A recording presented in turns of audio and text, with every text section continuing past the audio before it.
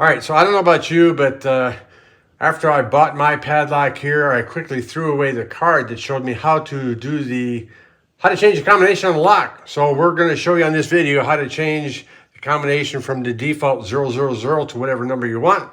So the first thing, of course, you need to open it up, turn it 90 degrees counterclockwise, push down, turn it another 90 degrees clockwise so it's facing in this direction. And then we go ahead and change it to what number we want.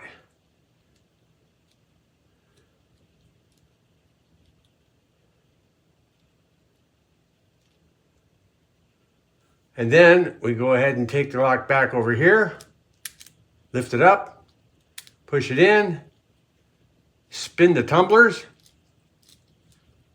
It's locked. We go back to the number we just set to confirm.